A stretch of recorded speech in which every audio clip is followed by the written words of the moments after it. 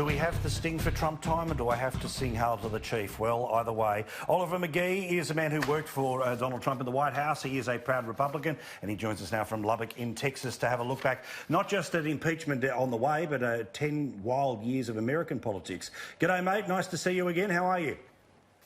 Good day, Paul. Thank you for having me today. So give me an idea, that 10 years in American politics, it has been... it's been wild. You've seen a couple of presidents come and go. You've seen the winding down of certain wars and all the rest of it. But what's your look back at the past 10 years? All I can say is let there be Trump and let there be more Trump and more Trump. Because I think he has been the biggest political tsunami in the last decade. I think the second piece, you have to look at the UK and its Brexit movement, which was a precursor to the oncoming of the age of Trump. And then you have to look at what's happened to the midterm elections over the decade, as there has been consistent changing of the guard of the party who takes on the presidency, and then the checks and balances of the opposite party takes over once the president is in place. And then finally, I think also you have to look at what Donald Trump has done in opening the door in North Korea. He still has work in progress on that, but by him walking across the DMZ was really, really historic for a president. And then finally, one more, I think what Donald Trump is doing in changing the conversation on trade, global trade, free and fair trade with reciprocity with China. And then obviously you saw Nancy Pelosi try to save herself from stupid land and impeachment, and then try to get some face saving with the USMCA agreement being put in place already.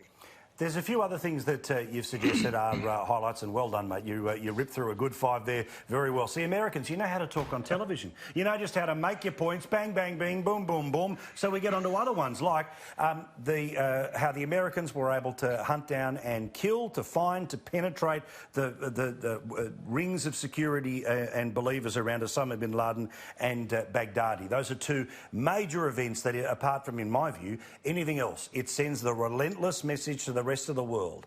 Even if it takes 10 years, even if it takes $1 billion, if you hit us, we will kill you. Absolutely. Well stated, Paul. I think that getting Baghdadi and Osama bin Laden as in the follow-up of 9/11 really, really was a big military, powerful move of the United States. And it says that our military forces are sound, and Donald Trump has done a great job in rebuilding the military, for which Obama was basically diminishing the military in the United States. So we were able to really step forward and say, hey, on the war on terrorism, we will tap you back on the shoulder when you come in and tap us on our shoulder. Yeah, I think it's a relentless message, regardless of whom the president is, which particular party. The absolute insistence of the military to go after it is magnificent to see. The rise of radical Islamic terrorism is sadly a scourge that is, weakened at times, but unabated. That version of the faith is a disgrace. But I want to turn to a couple of other quick ones before we say Merry Christmas and goodbye to you here. You think one of the great moments of the decade was the 50th anniversary of the I Have a Dream speech. It was a magnificent speech. We all know about its place in history, but why does it stand out for you? The anniversary of it is something worth mentioning when looking at this decade. Well, we like round numbers, Paul, and that's the 50th anniversary of the I Have a Dream speech. And I believe that this was very monumental in the decade. They had 250,000 people appear at that speech to listen to MLK.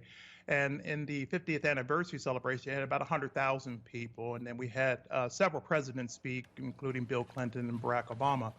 But this was also a time for the country to look at the political value of diversity, and also look how are we going to deal with the changing scope of diversity in demography shift and heightened engagement, particularly due to technology that we have with Twitter and social media. How do we talk with each other and go across gender lines and racial lines and have a discussion as one America?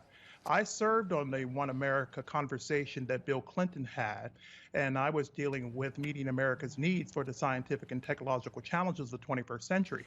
And what we saw in the middle of this decade is that China overtook us in science and technology. 70% of the graduate schools in the United States are filled with folks from China and the Southeast Asia. So right now we have to really look and see what are we doing with science and technology in America and producing new science and technology workers like myself, but more importantly, how we're going to meet those needs in the 21st century as technology is growing so fast. So I think that I can take MLK's speech further, and I have a dream on trying to make sure that we keep advancing our intellectual property rights, and then we have free trade with reciprocity in those intellectual property rights moving forward in the new decade. Now, no doubt you'll publish something somewhere, so as soon as you do, we'll send the link and publish it up on our socials so people can have a look. But one last one worth talking about here, and this is why I like talking to you. I like how you think outside the box, and I like how you're able to package some things for us, including the politics of man-made and natural disasters, because it feels like what used to be, geez, terrible things happen, let's all unify with how we respond to it, now becomes an opportunity to blame somebody else and in many ways not actually engage with what's really going on. Yes, and that hinges on how we engage technology in dealing with the politics of man-made and natural disasters, because politicians have to be working for patriots and their people, but they have to move fast. They have to work very, very quickly in 24-hour news cycles to show what is happening with the disaster and how we're responding, but more importantly, how we're using technology to resolve the disaster faster and quicker and easier, but at the same time, making sure that we deal with the politics behind that, because political leaders, if they can't respond to disasters, they lose their political power. And that's essentially what I mean by the politics of natural and man-made disasters.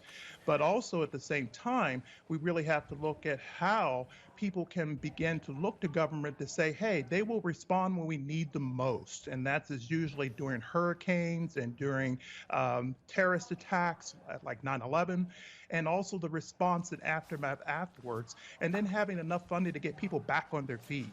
And that's how we really measure the moxie of our political leaders, particularly in this new populist age of responsiveness to the people first. That's what Donald Trump is sharing globally, that, as he says, that if you are not backing your people and you're only being a globalist, then you're not necessarily dealing with people first. And in this case, he's looking at America first. And America first means responding to man-made and natural disasters very quickly and and with compassion.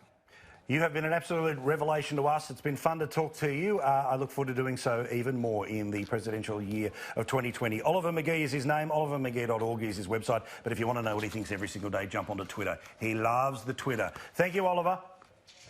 Thank you, Paul.